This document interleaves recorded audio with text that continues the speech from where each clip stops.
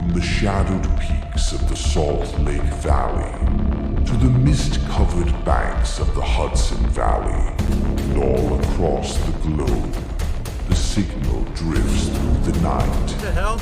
This is Midnight Signals. Now, here are your hosts, Sergeant Shenanigator and Alien Mike. Alien Mike, what's going on tonight, man? Just another day in paradise. How are you? I'm living the dream, just enjoying life. The dream or the nightmare? It is. Well, in our case, our dreams are nightmares. Pretty much. Yeah. So, I'm missing. This is going to sound strange, but I'm missing the every week format. But at the same time, I'm loving the extra time to research. Same here. I'm still having trouble getting used to it.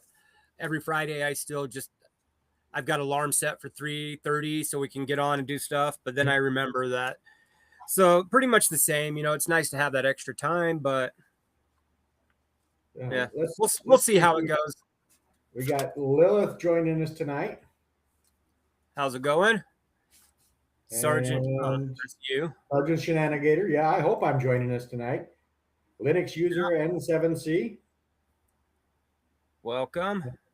Alien. Oh, that's you. That's me. And then Mrs. Shenanigator made it on time today. Yeah. That's awesome. There she is. Oh, Nadine, how's it going? So glad to see everybody here. So let's go ahead and get this started. But to start, I got a question for you. Shoot. It's one of those questions that start really simple and then get weird really fast. Okay. So you and I are both paranormal enthusiasts. I don't know if I'd go as far as saying investigators like our good friend Alec. No, I did that years ago. Yeah. But we're definitely paranormal enthusiasts. And the question is, in the little investigations I've done, it seems like there's always a haunted location. Mm-hmm. What happens if they move that location? Does it go with them? That's what I'm wondering, and that's what we're here to discuss tonight. So tonight we are going to discuss whether it's going to take a couple of weird turns, but it's mostly, does the building stay haunted? Does the cemetery stay haunted? Or if they move something, does the hauntings move with it?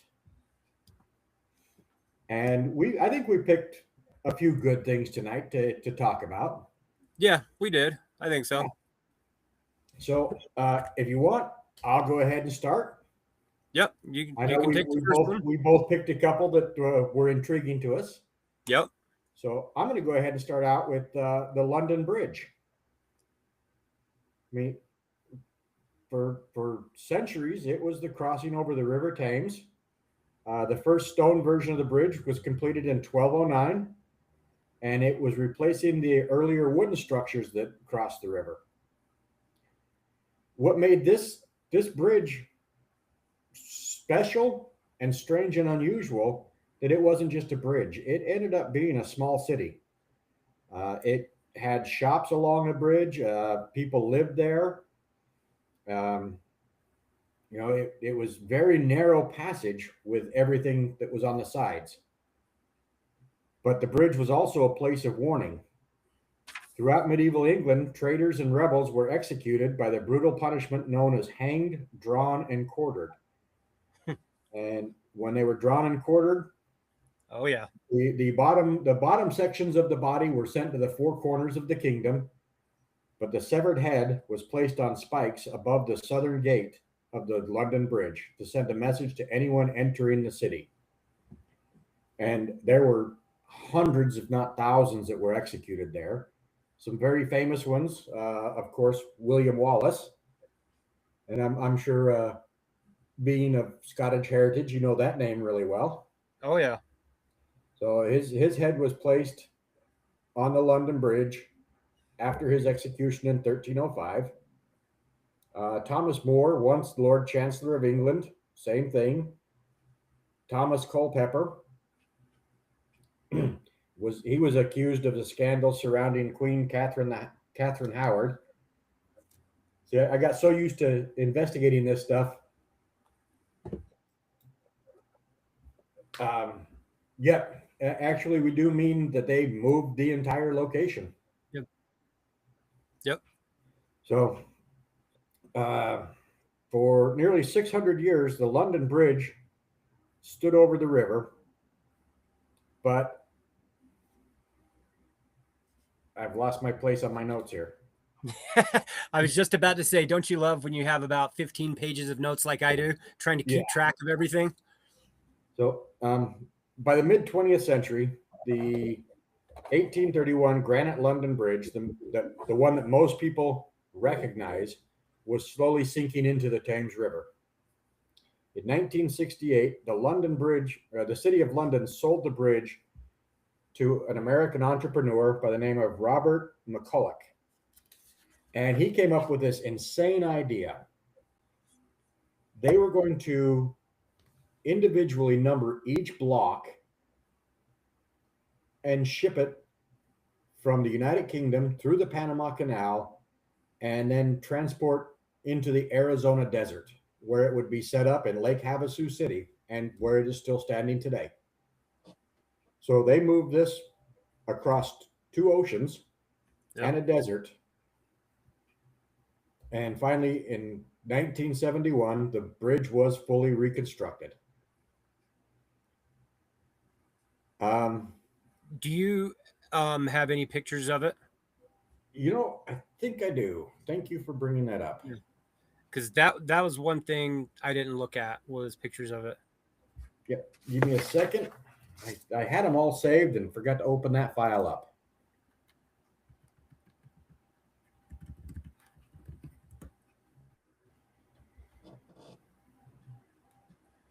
And of course, now the computer wants to be slow because it's Friday and it wants a day off too. Mm-hmm.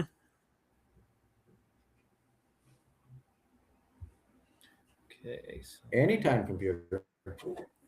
So while I'm pulling the pictures up, the bridge, when it was in the United Kingdom, was supposedly haunted.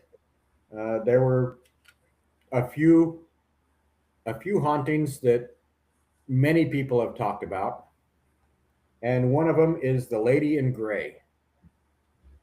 The Lady in Gray was dressed in period clothing of the 1800s, so Victorian era clothing, and she would show up under the bridge, under one of the arches of the bridge. Mm-hmm. And now I can't find my pictures.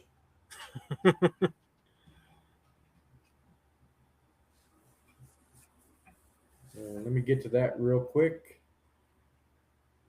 On this one, I think I actually downloaded about 300 pictures, is why I'm having such a hard time finding it. Originally, we had probably 20 stories to tell, but we've narrowed it down to 4.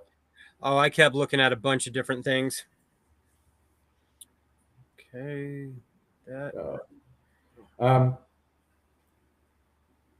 Anyway, this is the bridge that everybody is familiar with.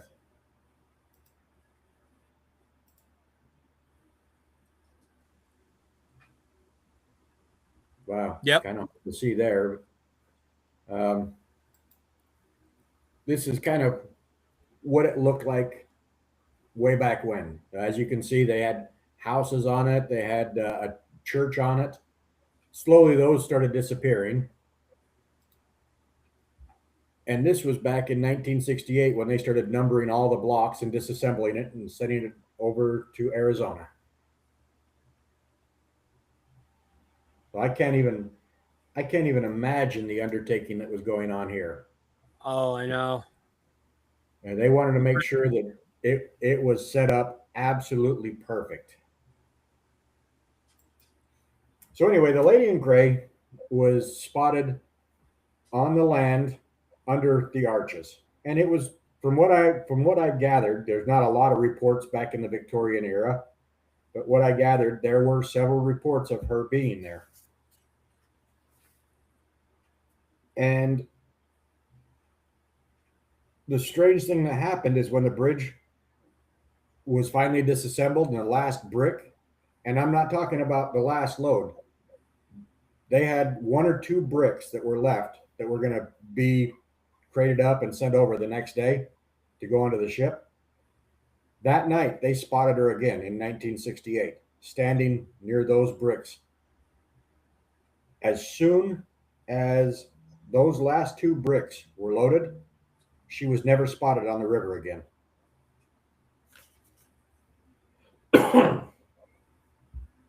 But shortly after the bridge was built in 1971, a security guard was patrolling because they didn't have the grand opening yet. So a security guard's out patrolling, and he spots this lady in what he thought was very elegant dress, definitely not the 1970 time period, standing where that arch was on the land. The thing that was really cool about this is for anybody that's been to the Arizona desert, there is no water down there. Yeah, that's what kind of tripped me out about it is why was it put there? They built a lake down there and put an island in the middle of it. And they used the river that came down the Colorado River. They used the water from the Colorado River to fill the lake. Was that Havasu? Is that what it is? Yeah. Oh, okay. No, it's not Lake Havasu. It's Lake Havasu City, but this is kind of a man-made section of Lake Havasu that they created so that they could have the bridge connect the land to this small island. So it like Lake Havasu is the lake, but this section was created just for the bridge. Oh, okay. And before they created it, if I remember the story right, they had to reinforce everything just to make sure that the bridge would not start sinking again. Excuse me. So 1971, a security guard sees this figure and he goes to investigate. As he gets closer, he realizes that this would be a woman in a gray dress of Victorian era. She has been spotted several times by several different people, not just security guards. Nadine, I wish I could answer that. She was one of the stories that fascinated me because she has been reported from about 1870, 1880 time period where it was sometimes nightly spottings. When it was in the United Kingdom, it was still a common bridge. It was people were out and about all hours and they'd come across her. And she was always in the same spot under that arch on the land next to the river. But when you approach her, she vanishes. And that's what really freaked the security guard out. And over the years since it's been moved, the reports continue. She continues to show up. She's described as a pale figure wearing a gray Victorian dress. Sometimes she is spotted walking across the bridge, but she never makes it to the other side. She just vanishes. But here's the really weird part, and this is what intrigued me, is people that are down under that arch or walking the bridge where she walks, they claim to hear whispers. If they're out there by themselves, it's a quiet evening. It's just two or three people walking. They will hear soft whispers behind them, or they will hear soft whispers underneath that arch, but there is nobody around. So I thought that was really fascinating, and I kept digging into it. The London Bridge was dismantled into 10,000 separate blocks. And they put it back together exactly as it was numbered. So it was built exactly like it was in the United Kingdom. several people that were building the bridge say in that arch that she used to stand under on the land side, one brick is never the same temperature of the others. It's always colder. And it scared some of the workers so bad with how cold it was when they were putting it together that they refused to touch it. They had to have other workers come in to set this block of stone. So something did happen to her, in my opinion, and it happened near that, and it's that block that has something to do with whatever tragedy happened. Yeah. I mean, something could have happened before they even turned it into a block, whatever the stone was, you know. Yeah. And for that bridge, there are several stories of hauntings that just make no sense, because it always seems to be, Victorian era, and you go to Lake Havasu, there's no Victorian era there. Yeah. So why would it? Yeah. Be there? So I am going to continue to research more on the London Bridge because of how fascinating it was, and just how much effort it went into moving this to make it exact. But Yep. that's the story I've got on the London Bridge. All right. Well, that's a good story. And if you find anything else out about it, send it my way. I will. So, okay. So one of the ones I picked was the Cape Hatteras Lighthouse in North Carolina. Did you read anything on that? I read a little bit. Okay. So correct me if any of what I say is wrong. So I don't even have a date on here. Hold on, I can give you the date. Give me the date, because I couldn't find. Oh wait, no, that's the wrong one. Trying to go through all these notes, so I don't know what. 1870. 1870. No, it was built in 1803. Yeah. Built in 1870. I'm sorry, the building started in 1803 and was finished in 1870. Yeah. Okay. So guys, you're gonna see us look down a lot. We're not ignoring the comments. I'm trying to watch all of it. But we've got so many notes on this one. Yeah, it's unreal. So let me start with. Okay, so it's one of the most famous lighthouses in the United States. It stands on Hatteras Island in the Outer Banks of North Carolina, and just like any lighthouse, it helps guide ships past all the dangerous offshore sandbars known as Diamond Shoals. Wait, where is the London? It's in Arizona. The London Bridge. Sorry, I looked up to see the comments. Yeah, the London Bridge is now in Lake Havasu in Arizona. Okay, so it was built near the waters. The Gulf Stream and Labrador currents collide nearby, which is what would cause all the shipwrecks and the huge shifting sandbars to form. Yep, I'm so glad you got a picture, because I didn't. Hundreds and hundreds of ships wrecked there, earning it the nickname of Graveyard of the Atlantic. The lighthouse, and you were right. You said 1803, right? Yeah. Yeah, it began operating in 1870 to warn ships away from those hazards. And then in 1999, they moved the whole entire thing because of erosion. So the waters were getting closer and closer, and it was, sinking. So they wanted to move it back. So they moved the entire lighthouse roughly 2,900 feet inland. Again, because the ocean was threatening to wash it away. The whole thing was lifted and rolled on steel tracks to its new location. Okay, next page. 1 second here. And then that brought me to the haunting. And I pulled up a few of them. They may not be as detailed as yours, but I've got three or four. The first one was the ghost of the lighthouse keeper. One of the most common legends is that the ghost of a former lighthouse keeper still walks the spiral staircase.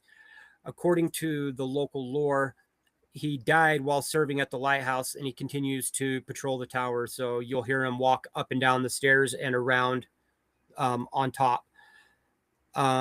Visitors and staff, claiming echoing in the tower when no one is there. The doors open and close.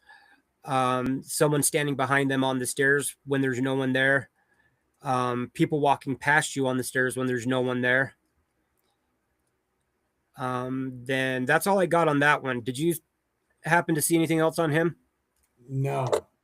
I looked and looked and I couldn't find anything else other than that. Well, there is the, on that one I don't have any more, but there was the lantern room shadow. Yeah, no, I was talking about for the phantoms, or excuse me, the lighthouse keeper. I've got more. What the hell? One second. Oh, okay. Then I've got the Phantom Sailor, and all of these. Whenever I looked, I couldn't find really much more information about them. So I don't know if it's just not out there, or they don't have more information, or what.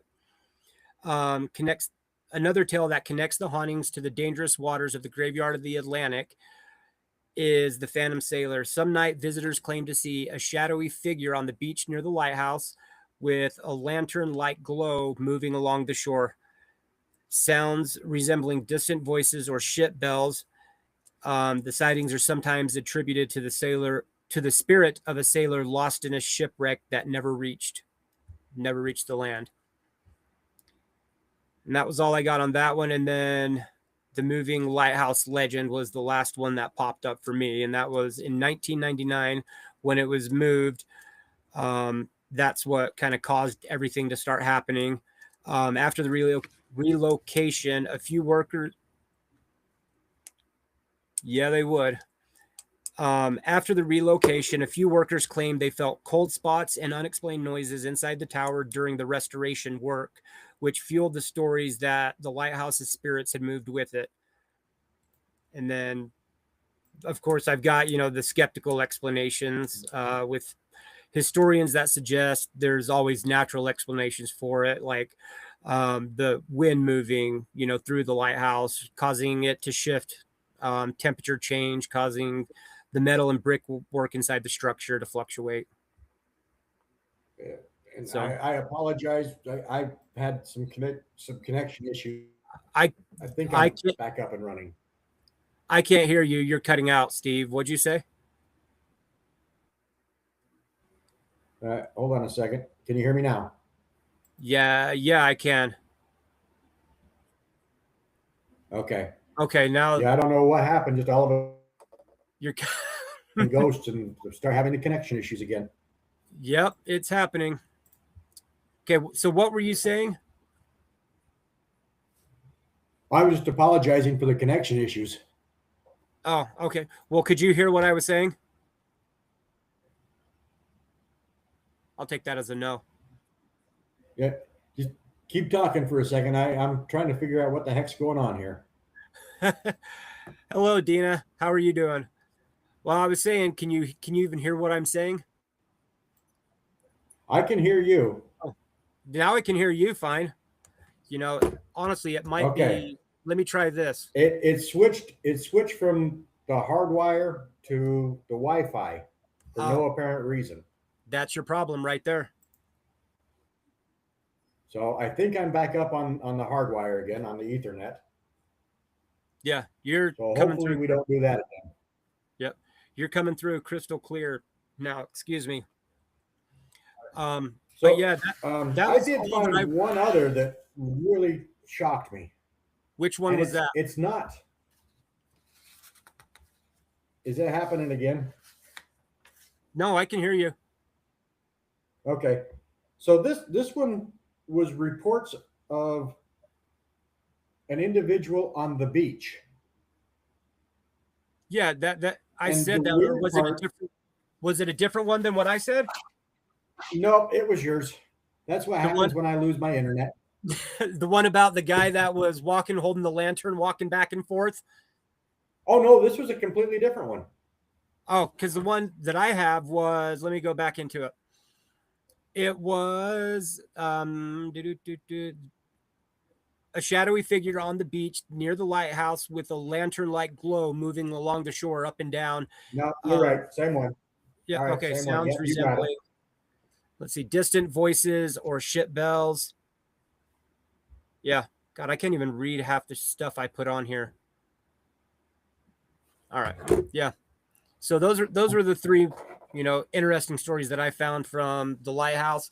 Again, I couldn't find a lot of major detail about them because it wasn't something as big as the London Bridge moving on the other side of the world.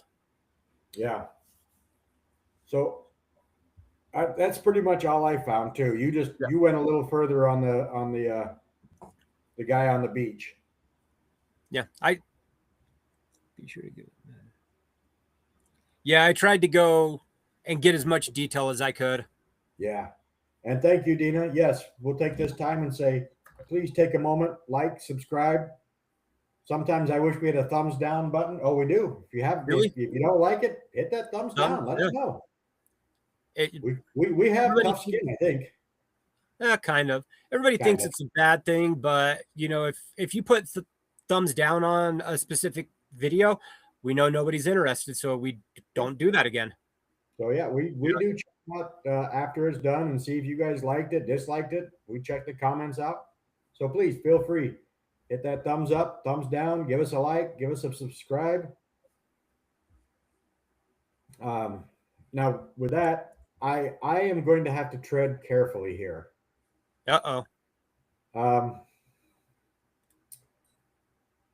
For people that go to Germany, the one castle they want to go to is Neuschwanstein. What everybody calls the Disney castle.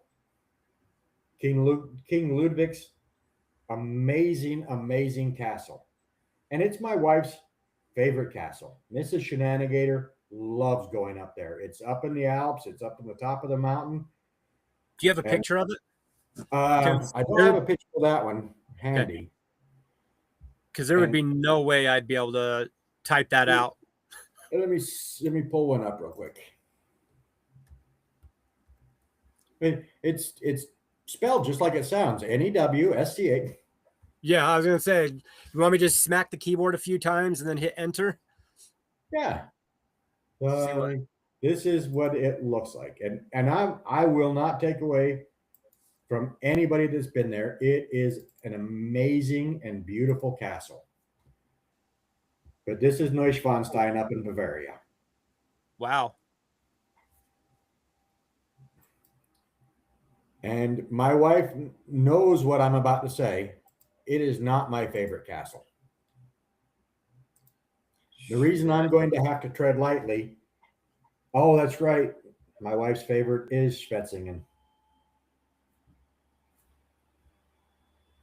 So the reason I'm going to have to tread lightly is there are some German words in here I am going to screw up.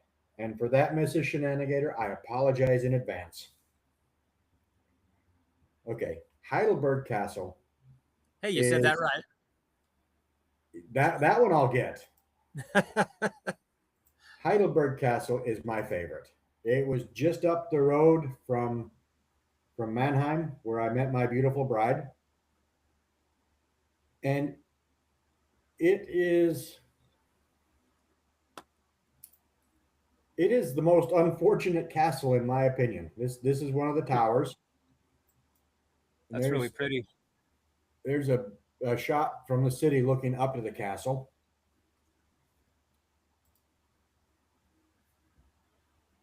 So it is my favorite castle, and mostly because it is never been restored like some of them have been. So the Heidelberg Castle began as a medieval fortress around 1214, overlooking the city of Heidelberg. Over the centuries, it expanded into the Grand Renaissance Palace that served as residence of the Prince Electors of the Palatinate. This is the one that's going to screw me up. I'm waiting to be corrected behind me. I haven't heard anything yet. Okay, I think so far so good. So this castle sits right along the Neckar River. And to go up there is a trek. It's either a hike up a steep cliff, up a steep hill, not a cliff, or you take this wonderful train system. Thank you. You take this wonderful train that brings you up like a 45-degree angle up this mountain. So the castle became one of the most beautiful royal complexes in Europe, a mixture of Gothic fortification and Renaissance palaces perched high above the river. But the castle's golden age didn't last. During the brutal 9 Years' War, the French forces under Louis XIV invaded the area. The capital was captured, looted, and eventually blown apart with explosives. Years later, when attempts were made to restore the palace, the French came back and destroyed it again in 1693. The result was devastation. Walls had collapsed, towers had split open, entire wings of the palace turned into massive red sunstone ruins that still stand today.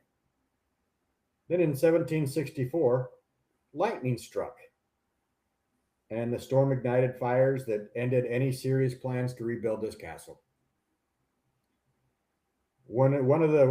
There are several wooden features inside the castle, but one of them that survived, and I am so thankful, is the wine barrel in the basement of the castle.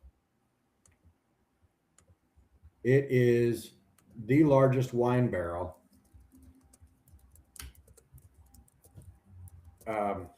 I think it holds the record for being the largest wine barrel. Let me see if I can pull a picture of that up. Mhm.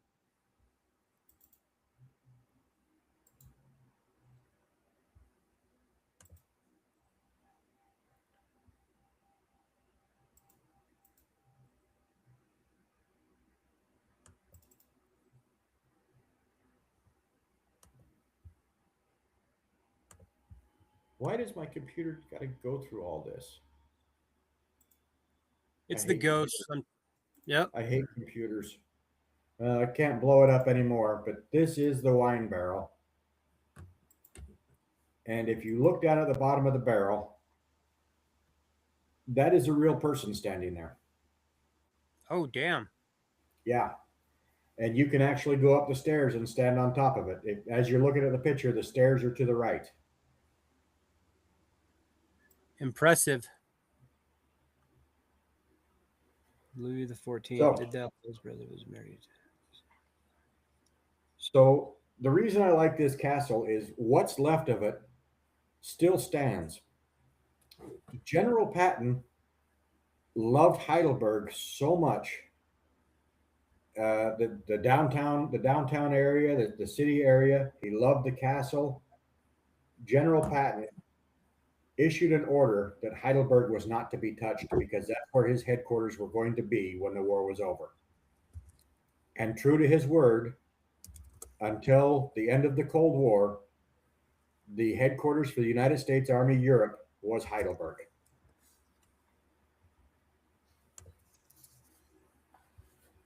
I forgot to mention that. The wine that was in that barrel was taxes paid. So it wasn't one specific wine. That you could pay your taxes in wine and put it in the barrel. Ugh. So that's pretty much a quick history of the Heidelberg Castle. But there are several ghost stories that are attached to the castle. A few late night visitors have claimed to see a figure in dark clothing standing on the castle terrace overlooking the Neckar Valley as if he's on guard. And at first glance, if you were to just glance down, it's like somebody is admiring the view. But as you approach, he disappears.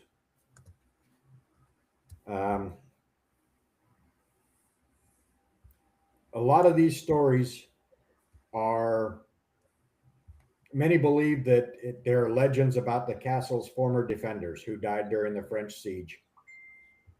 So there's this one that, he's standing out there just overlooking the valley. And I wish I would have got a bigger picture, but there's still a wall that you can stand on to overlook the river and downtown Heidelberg. And that's where they see him. In one of the partially collapsed towers, right around sunset, just as it's starting to get a little dark, they will see watchmen in these towers. And nobody can go up into these towers. They are that unsafe. They're stabilized right now to keep them from collapsing further, but they are off limits for anybody going up there. So when people see guards up in these towers, it really does make you wonder what they're looking at. And of course, like most castles, footprints throughout, or footprints. All right. This has nothing to do with the ghost story. And I wish my wife were up here to correct me on this, but there is a footprint under one of the windows of the castle. And it's where it's the wall that I said that you could look over. There's an imprint of what looks to be a heel mark. And if I remember the story right, and if I'm wrong, I will correct it on the next episode. Somebody was having an affair with somebody, as apparently you did back then, because we didn't have Netflix and 24-hour news channels. And he was caught and jumped out of this window, landed in this spot, and that's said to be his heel mark in this spot. And if you go up there, you can definitely see that it is a heel. It's a perfect fit. Oh, Mrs. Shenanigator is going to tell the story. I'm going to tell There we go. I want to make sure we get it right because it's a cool story.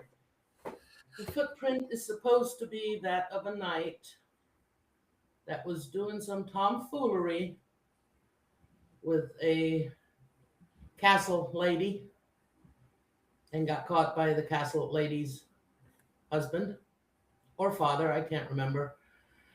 But legend has it he jumped out of the window, fourth, fifth floor, and that's where he landed. That's why the footprint is there.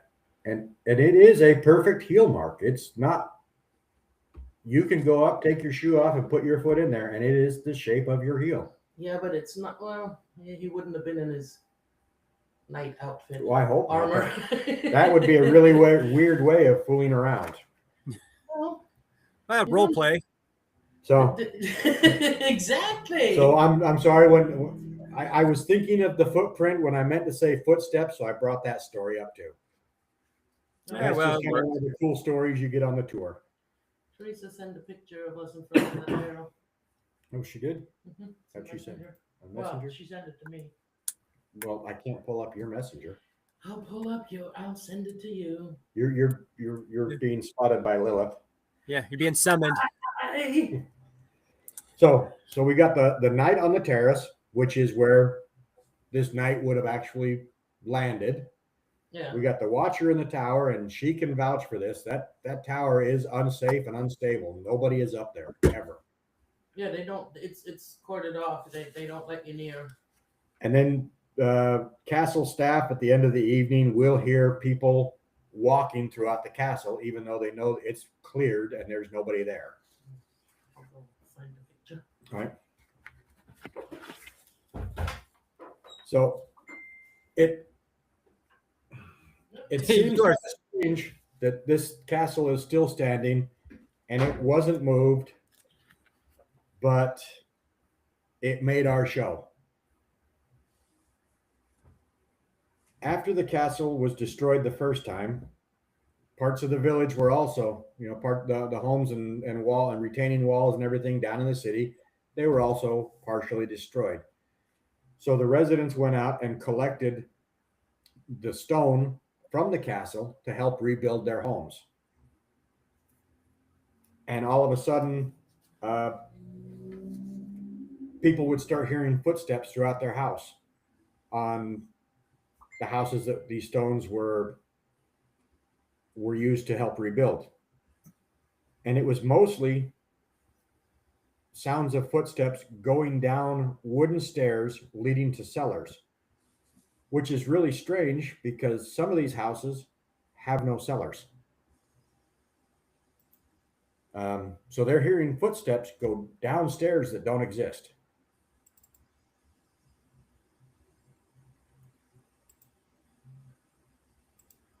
So I'm going to share this one real quick.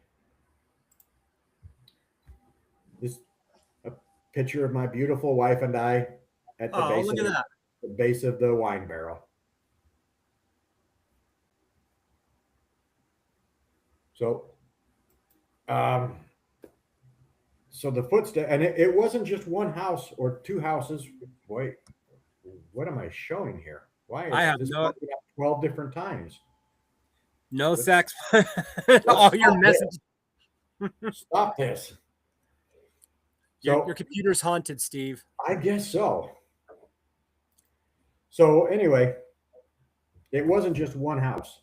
This happened at several houses where these stones were being used, where they'd hear the footsteps going down cellars. Some had the cellars, some didn't, but they'd hear footsteps going down. Other people started reporting that while they were out shopping on their way home, they would see somebody dressed in like medieval armor standing in their window like it's a watchtower. They'd get home and they'd go through to try and make sure nobody's there. House is completely empty. But they were spotted on more than one occasion. So they've got the watcher in the windows. And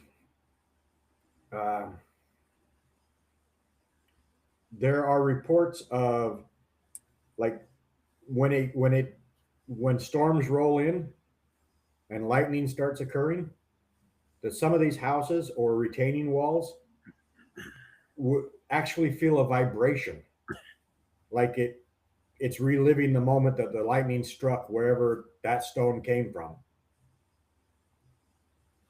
So for this one, it wasn't they moved the castle, it was the things that were being used to help rebuild the city after the 9 Years' War and after the second invasion, and the ghosts followed the stone. Yep. It's really So cool. there's a lot more to Heidelberg Castle. But that was just a few of the stories, and they are still being reported today. You can still see the watchman at the castle itself, and if you're walking along late at night, you can still see somebody in medieval armor standing in some of the windows close to the castle or down near the church in the old city of Heidelberg. That's cool. And for anybody that's interested, once a year, I can't remember the date, they do the lighting of Heidelberg to celebrate, or not to celebrate, but to honor what happened. And they light the castle up. They've got pyro, they've got looks like flames coming out of the castle itself. They do a really good job. You ever in Germany, I highly recommend going to Neuschwanstein, go to the castles that are famous, but go check out something like Schwetzingen, Heidelberg, and you'll fall in love with the city of Heidelberg. I had no idea that there was even castles there, and I was born there. Oh, I didn't even know a until you castle, guys. there's even a castle down the road that's older than Heidelberg that was built in 906, and it's nothing but ruins now. But it's a I'm just used to castle. all the castles in Britain. That's what I'm used to. So So anyway, that's my story on Heidelberg. very nice. Well, then I'll guess I'll get into my last story, which when we were looking at the list of different stories we could do, as you recall, I looked at this and went, wait a minute. It seemed odd, but at the same time, it was really interesting. And that's on the Resurrection Men of Scotland. And they did it,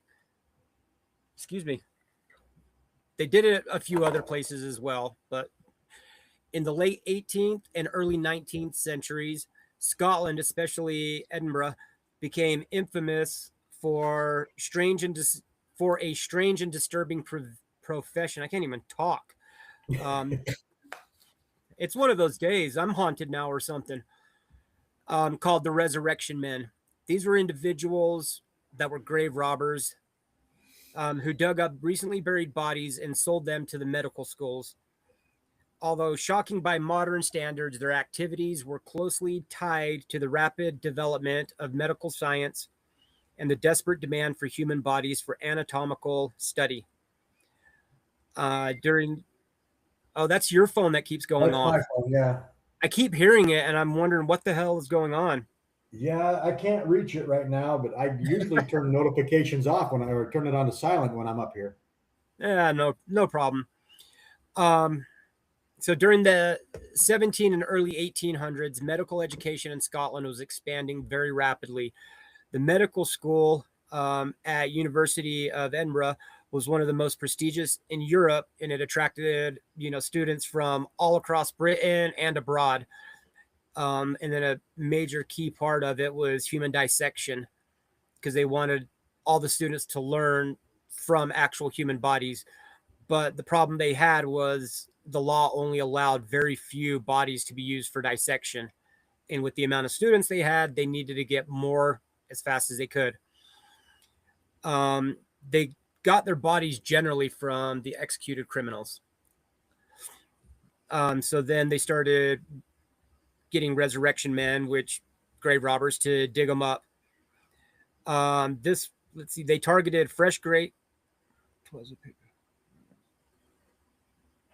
Oh, it was a picture of Heidelberg in Flamen. I just sent that set messenger off. They carefully dug at the head end of the coffin, minimizing disturbance to the grave, and the coffin lid was broken open and the body was removed using ropes. The grave was then refilled so that it appeared untouched. The robbers, and I found this interesting, they didn't steal any clothing or jewelry, because stealing the property was a serious crime, but yet there wasn't really anything criminal, I guess, about the body. So they got away with doing it. Public fear grew as people started noticing that it was happening more and more. And so they were trying to come up with ways that they could protect the bodies for at least, a couple of weeks, until the bodies decomposed enough that they couldn't be tampered with and moved. Nobody wanted them. And one of them was a mort safe, which are big iron. I got to figure out how to do the whole share thing. Share. Is it share screen? Yeah. Okay. Microsoft Edge. There's a window. No. This should work. Right here. That they placed over the grave, and they were bolted. I think they were bolted down into the cement around so that they couldn't access. Which I know we did a story on one of these at one point. Yeah, I remember that, and I thought the story was it was to keep evil from escaping. Yeah. I think that was a cool story, but I'm really liking this story and why they actually did it. Right. Yeah. And I can't remember what it was, but it was a witch or something that they didn't want her getting out, and they didn't want people to get into the grave as well. So they put those on there, but they were flat. And then they also built watchtowers throughout the graveyard so that the guards could watch to make sure nobody came and messed with any of the grave sites. The fear of body snatching reached its peak with the crimes of William Burke and William Hare, who I have pictures of them as well. Come on.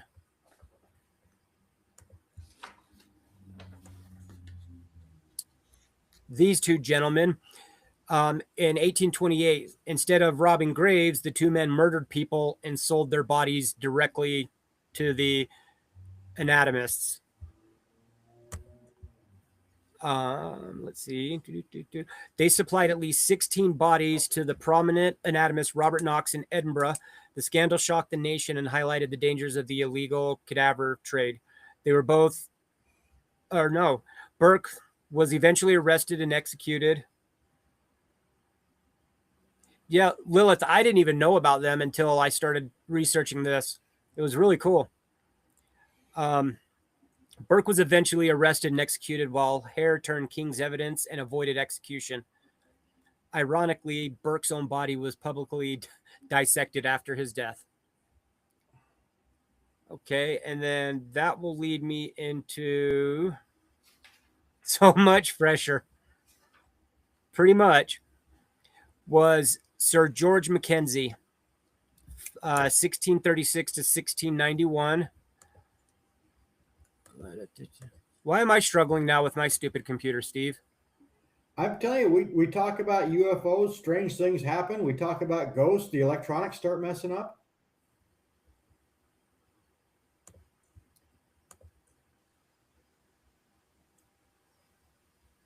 There we go. So he was a powerful Scottish lawyer and politician. As Lord Advocate of Scotland, he prosecuted members of the Covenanters, a Presbyterian religious movement that opposed the king's control of the church. Because the harsh punishments he ordered, he earned the nickname Bloody Mackenzie. Because many of the Covenanters were imprisoned, tortured, and executed during his time. After his death, he was buried in a mausoleum inside Greyfriars Kirkyard. I don't know how to say it. The beginnings of the hauntings began in 1998 when a homeless man reportedly broke into the Mackenzie mausoleum while looking for shelter. He fell through the floor and allegedly exposed a mass grave containing the remains of all the Covenanter prisoners. Soon after that, visitor and ghost tour participants began reporting strange and violent experiences around his mausoleum. The poltergeist was known for unusually aggressive encounters compared with most ghost stories. So when we were talking about this, because usually it was the building was moved, the bricks was moved, something moved that caused it. But we both kind of came to the conclusion that it was the bodies of all these people that were being moved around that caused Greyfriars to become as haunted as it is. Yeah, and I thought it was fascinating because you and I have both gone to cemeteries and had experiences there, or we've been to a haunted house or a haunted structure and had experiences. But this time it seems that the spirit was following the actual body. Yeah, instead of just being at either the sorry, I just got a message. Instead of being at just the death location or just the burial location. Yep. So yeah, some I of thought that would kind of fit the story because, it wasn't just taken from this cemetery, brought to the medical school, brought back to the cemetery and reburied. So it traveled from cemetery to the medical school. school.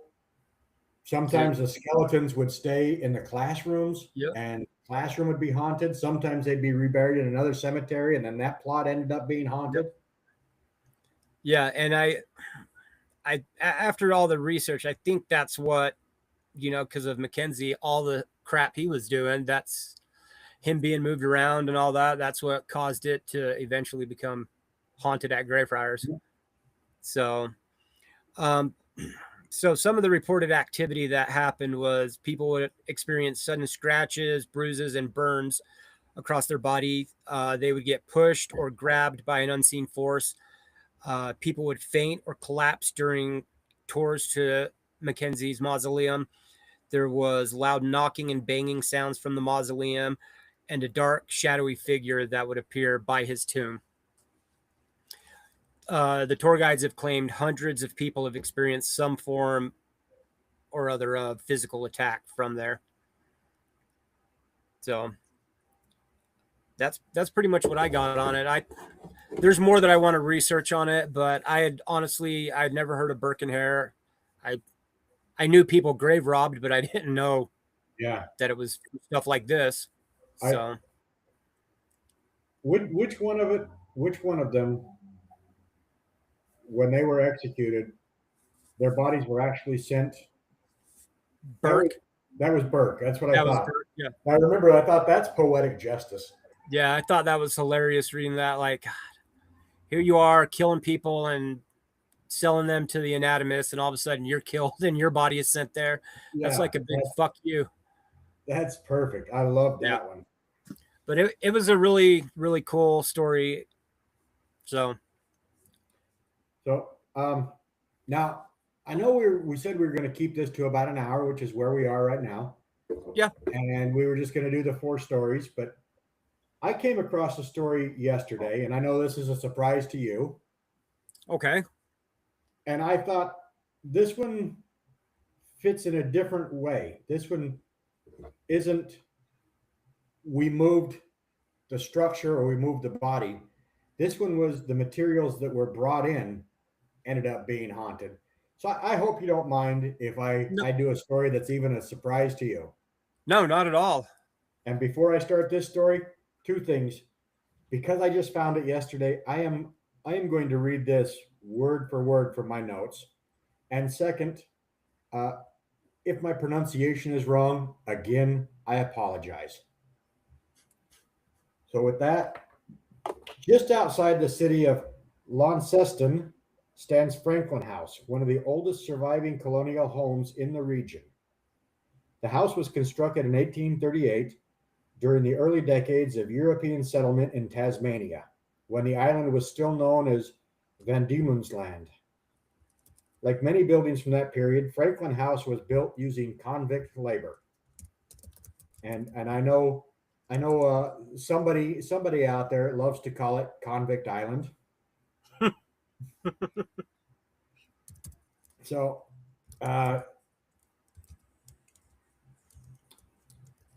prisoners transported from Britain were forced to work as stonemasons, carpenters, and laborers constructing homes and estates for free settlers across the country. This house, the Franklin House, was commissioned by Britton Jones.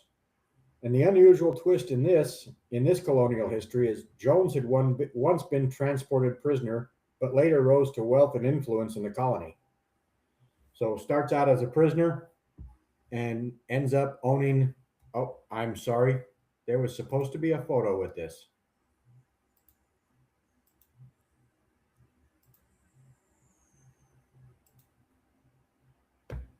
He ends up in this beautiful home. So this is the Franklin House. Over the years, the Franklin House passed through several owners and underwent renovations, alterations, and restorations. Structural material from different periods were reused or relocated within the building as rooms were changed and sections rebuilt. Today, the house operates as a museum, preserving a glimpse of colonial life in early Tasmania. But some people believe the past never fully left the property. Yes, I've seen tourist videos of the property, Nadine. It is incredibly beautiful. It's one of those places that I want to go to now. So, and I came across this story and I thought I should do this for Nadine, just because we've tried to find some other things from Tasmania that we could do, and I just stumbled across this yesterday, and I thought this is perfect. So the Franklin House is not widely advertised as a haunted location, but volunteers do report strange occurrences. Nothing dramatic, just things like footsteps in the hallway. That's the most common experience. Volunteers closing for the evening have occasionally heard the slow creak of floorboards as if somebody's walking. Oh, if we make it down, I'm going to have you show me all of the island, or at least your area of it. what I've seen so far, I would love to visit. But they report that the sound is unmistakable. It's 2 or 3 steps at a time, and it's always keeping step with them. So when they stop walking, they'll hear 1 or 2 more steps, and then it stopped. And they also feel like there is somebody right behind them when there is nobody there. There's also a door that has, older houses, the interior doors are sometimes always opening or randomly opening. But there's one door in this house in particular, leading to one of the back rooms, that just continues to open again and again after being closed. They've even put a brace up against it to keep it closed. And eventually it opens back up. So they finally just got tired of it, and the door stays open all the time now. There is a presence in the study of the house. It's nothing that's visible, but I mean, when you've got out on these investigations, you know how you get that feeling that the hair on the back of your neck starts standing up, your spidey senses, whatever you want to call it, and you just know there's somebody behind me. Please don't look, Mike. There's nobody behind you right now. No, I'm looking behind you. I keep looking behind me too. I never know what's going to happen around here. Yeah, especially with that mask last time. Oh, yeah. Luckily, nobody got to see that. Yeah. We were off the air at that point. But yeah, the big things they report are there's a presence in that room, that somebody's standing nearby, sometimes standing right next to them where they can feel a pressure, but not like they're being touched. They just feel there's something right there, like somebody invading your personal space. Yep. So it doesn't have a lot of haunted stories behind it, just the regular that you'd find from a house of that time. But this house, from everything I've researched, has no reported deaths inside the house itself. And here is where I thought it fit into this story. The stonemasons, the carpenters, they were not on property making the bricks that built this house or creating the lumber that built this house. And that is the area that they had these prisons. And let me jump back here real quick, because there is one prison that stood out above all.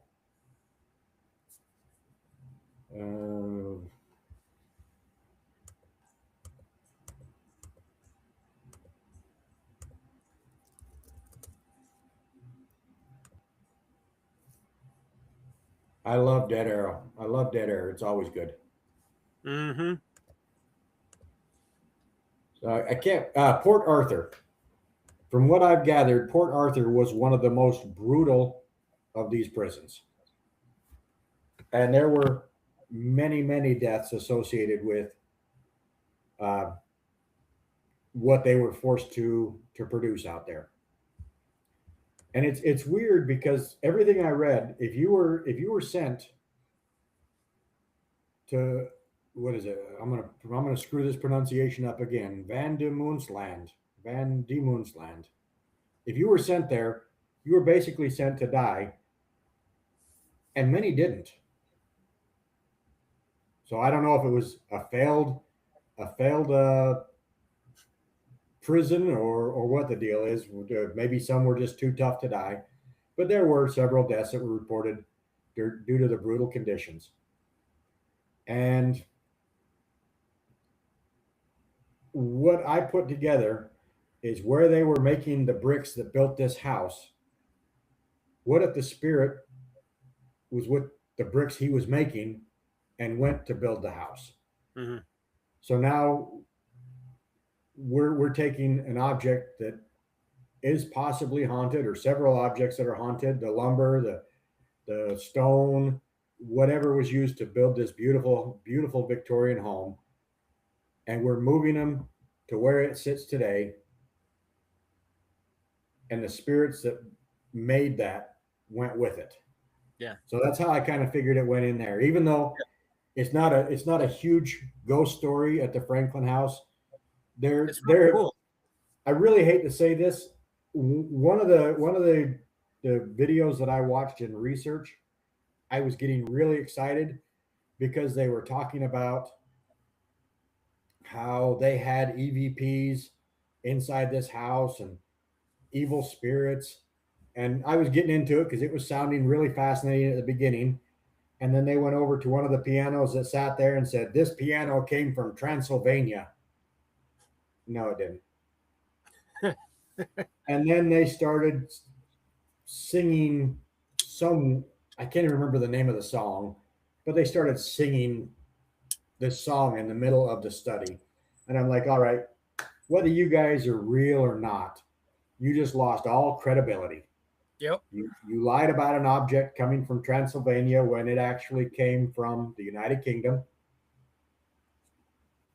It never saw Transylvania. And you're goofing off so much. And I mean, when I go into a place to investigate, I do it with respect. Yeah. I mean, if I go to a cemetery, this is the final resting place. Well, you're in somebody else's home. Yeah. This is a museum in Tasmania, and they're jumping up and down and dancing, and all it would have taken is trip, land on a table, and break one of these beautiful pieces that have been there for what, since the 1830s. Yep. I see. So they lost all credibility, but I was really excited, and now I look at the EVPs they have and the footage they had, and I'm like, I can't even pull it up. I wouldn't believe a single one of them because of that. So many people do stuff like that now just for clout, just to get more views or to be funny. And it's like that automatically, when you're trying to be an ass and be funny like that, I automatically lose that respect for what you're doing.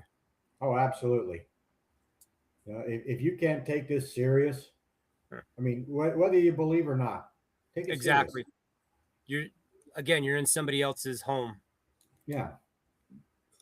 So, but Nadine, if you happen to know of any other stories of the Franklin house, I would love to hear them. Send me a message. Send me a message on Facebook.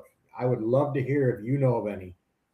Because a little bit of research I came up with, it kept leading back to people who weren't really legitimate investigators, and you start to question everything they're doing. Yep. And again, I hope I pronounced some of those at least somewhat right. So that was my surprise to you and to Nadine, was the Franklin house. Well, that was a good surprise. I'm glad you brought that up. I'm glad you did that. That was a lot of fun. So my question before we ask each other, the question to those who are watching, do you think that spirits can move with objects? If you believe in that? If you don't, do you think if it were possible that spirits exist, would they be tied to a location? Would they be tied to a structure, a cemetery, or could they move about? And I'm going to go ahead and ask you, Mike, what you think. I mean, I think it can be. I think they can move around. I think it's possible. I mean, when we started talking about doing this, the first thing that I kept thinking about every time I'd go to research something, I thought about those scissors or shears or whatever they were that your daughter has. Yeah. You know, they come from one place and all of a sudden they just keep randomly showing up, like with no explanation after they've been thrown out. Like, I don't know. So I think, yeah, it's possible. I mean, I guess the follow-up question would be, why do some stay when things move? Like, I guess that would depend on how you look at it. I mean, if the death, one way that you could look at it is if the death was tragic enough, or the area that is being haunted is meaningful enough to whatever is haunting it, that they could be just stuck there or they don't want to leave. or people like the bridge, for example. Think of all the stuff, a city on top of a bridge. Think of all the tragedy that could have happened on that bridge. And so it stuck with that bridge has meaning. If that makes, I hope that makes sense. That makes perfect sense. That bridge that area that she spotted in has meaning. And yes, Nadine, my daughter still has the scissors. She has finally given up trying to throw them out, and they have a place to stay in her house. That's honestly what I kept thinking the whole time I would research stuff, was those scissors. Because I remember you talking about them, and it's like, well, okay, well, if you keep trying to throw them out and they keep showing up. Yeah, so those scissors have gone from Frisco, Utah, to Taylorsville, Utah, to Magna, Utah, to Poughkeepsie, New York, to Thomaston, Maine. Yep. And she threw them out in Taylorsville. She threw them out in Magna. And then recently they popped back up in Maine. Yeah, I was going to say she threw them away in Magna. She threw them in the dumpster. Yeah. If I remember correctly, didn't she? And then... Yes. And they're currently in a safe box that has protections around it. Yeah. There she is right there. Yep. They're safe in a box. Yeah, that threw me off when you said they showed up, because I remember you guys talking about it when I was helping you guys move. Yeah. And they got thrown away. See, this is the question I had, Lilith. Is it like some of the ghosts that we've investigated? I don't know about Mike, but like the ghost down in Fresco, I honestly think that they are impressions of a past, where the scissors are actually tied to a spirit or an entity. So well, it's like when you bring up the impressions, it's like a residual haunting. It's whoever passed or whatever passed, it's basically putting something on repeat. It does the same thing every time that it happens. It does the same thing at a set time on a certain day over and over. And then there's ones that, you should bring them when you visit and have Ophelia look. That would be awesome. So it's, I don't know. The paranormal stuff has always interested me, ever since I was little, and hearing stories. And it's nowadays it's gotten kind of, in my opinion, out of hand, because any channel you turn on, you can find some show that somebody's trying to make it big by being an investigator, or not just doing it because it's something that interests them. They're trying to profit off of it. Yeah. Yeah, if she brings those scissors down, and she's open to it, and Madame Ophelia is open to it, and the spirit that's attached to him is open to it, we may just make that one episode. Have her do it right here. If we could do that, I think that would be awesome. All right. I will work with my daughter and Madame Ophelia and see what we can come up with. I think that'd be a cool episode to have Madame Ophelia talk about. Yeah. So, well, that's all I really had for today. What about you? Well, I agree with you on this. I think they can move with objects, and they choose. I'm not saying there is an afterlife. I'm not saying there isn't. None of us will ever know until that fateful day. But if there are spirits trapped here, they choose where they're trapped. I can't picture them just, if somebody died in this room, that they can't leave the confines of this room. Right. I don't know. I've always looked at it like we're made up of energy. When we die, energy has to go somewhere, into something, do something. Yep. I mean, my personal opinion is when we die, we're probably brought back aboard the mothership and finally shown that UFOs are real and ghosts are real. And wouldn't that be nice? That would be nice, wouldn't it? And we're all some big science experiment from an alien high school kid. Yep. I just wish they would take me now. So, with that being said, I've got nothing else, and I know we made a mistake and forgot to talk about what's next. Oh, I know it's on March 20th. I don't know. I've got some ideas. You got a couple of minutes tomorrow to talk?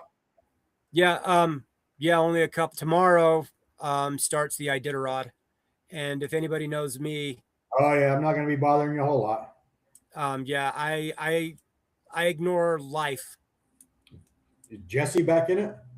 Yeah, All right, I'm pulling for Jesse then. yeah, he won last year. He's got a damn good shot at this year. So, and even if he doesn't, it's just I kind of get lost in it. I may not give you a call tomorrow, but I'll No. at least shoot you some messages and we can chat back and forth that way. You can actually call me tomorrow, Saturday, so you can call me. That's just the start. That's the ceremonial start to the Iditarod. Oh, On okay. Sunday. Sunday is the official start. Well, the official restart, they call it. All right. So you can call me tomorrow. All right, perfect. I'll reach out to you tomorrow. We'll come up with a Yep, plan. no, And we'll get it all posted. One last request. If you haven't done it already, reach out and hit that thumbs up, thumbs down button, whichever way you want to go. Oh, Hit the subscribe button.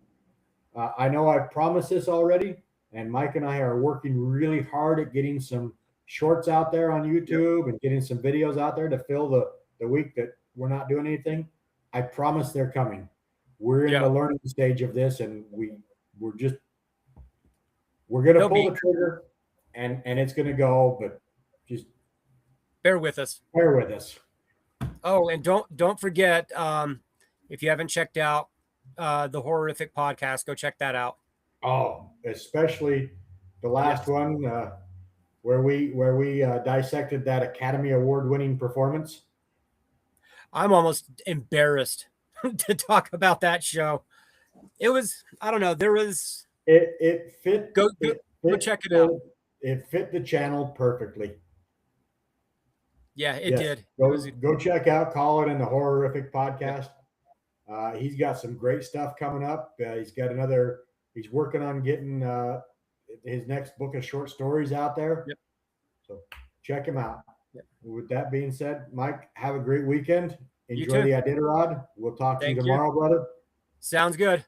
Thank you, everybody. You guys out there, thank you for tuning in. We enjoy your company every time we're on here. Stay safe and stay spooky.